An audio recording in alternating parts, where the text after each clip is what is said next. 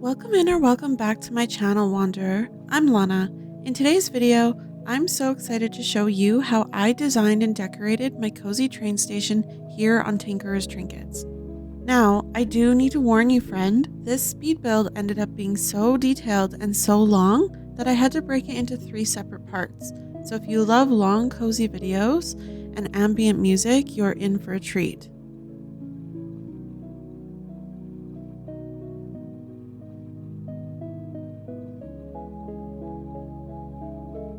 Before the latest update, you might remember I had my train placed at a bit of a curve, but I've decided to straighten it out so it runs more parallel with the station walkway.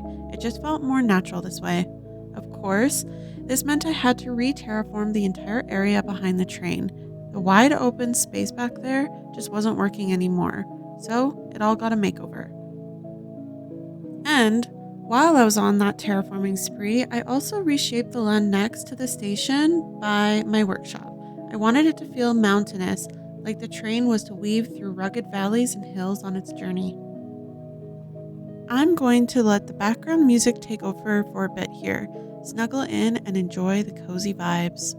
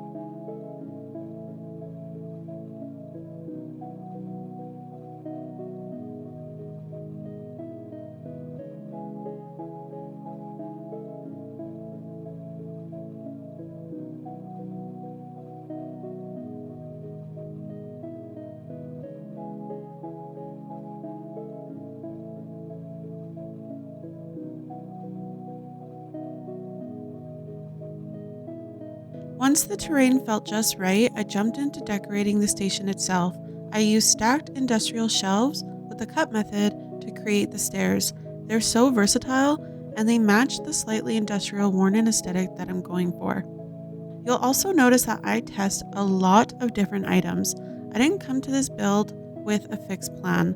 I really just followed where the inspiration and the game led me.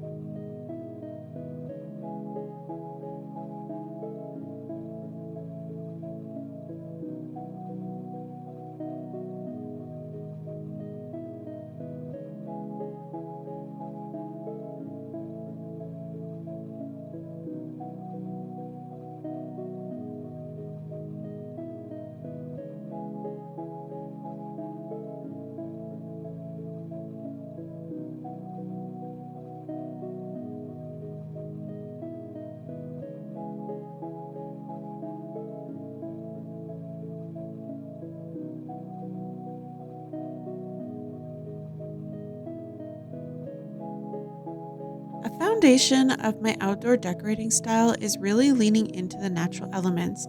I love using varying rock sizes and those chunky logs to get that slightly overgrown, lived in feeling. I also like to layer different trees at different growth stages because in real life and in real forests, everything grows at its natural pace. And I try to bring that lush, layered feeling into my builds wherever I can.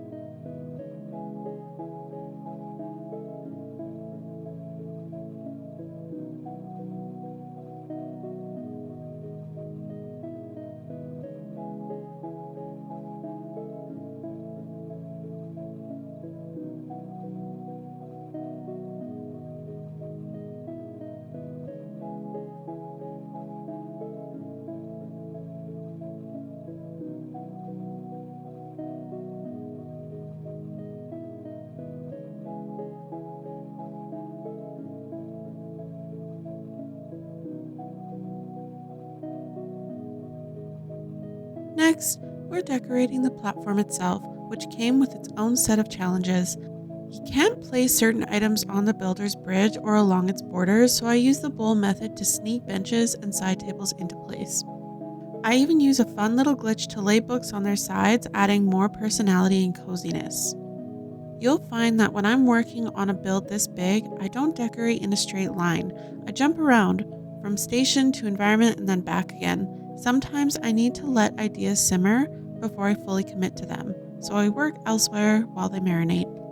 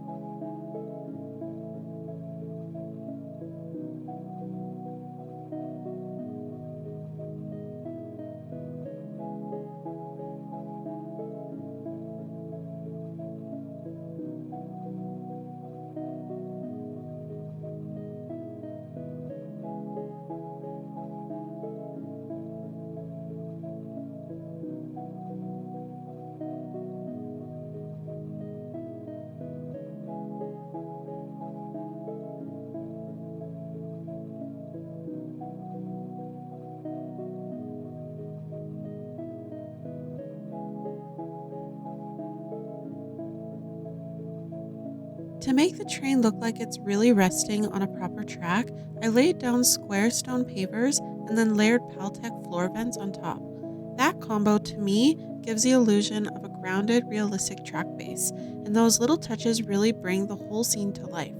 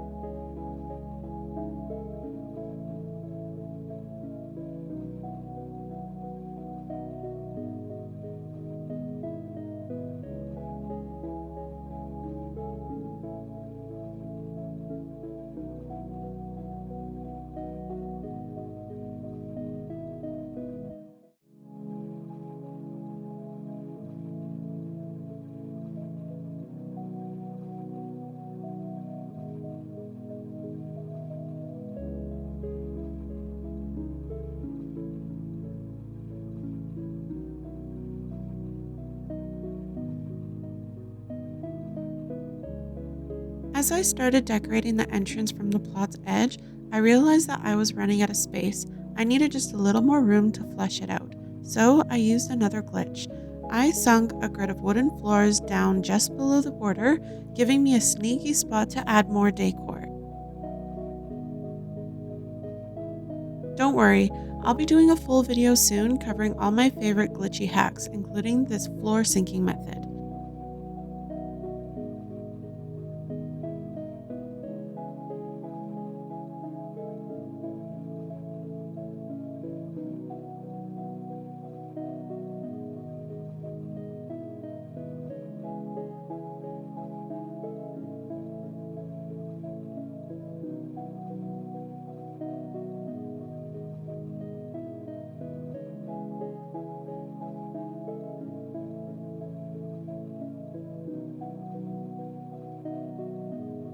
To place trees out of bounds, I simply dropped a red present, then placed the tree right on top. Quick, easy, and surprisingly effective.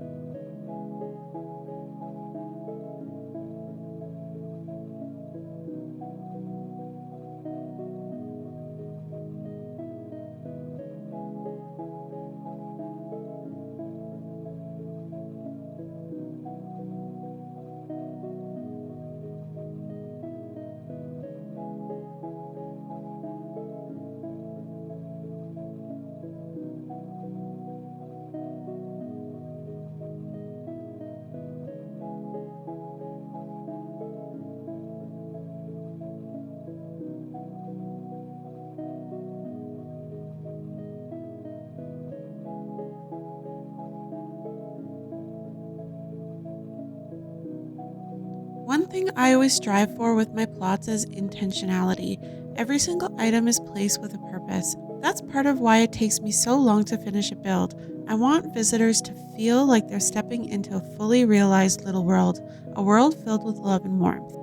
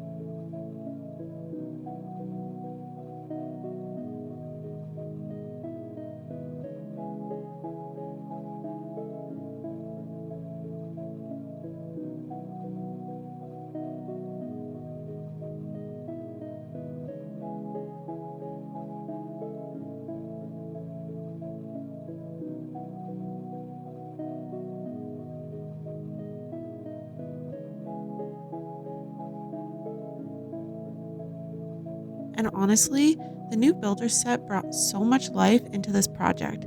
Huge, huge shout out to the devs. This is incredible. I especially love the little signs you can write on. It adds such a fun personal touch and helps create deeper connections with anyone visiting the plot.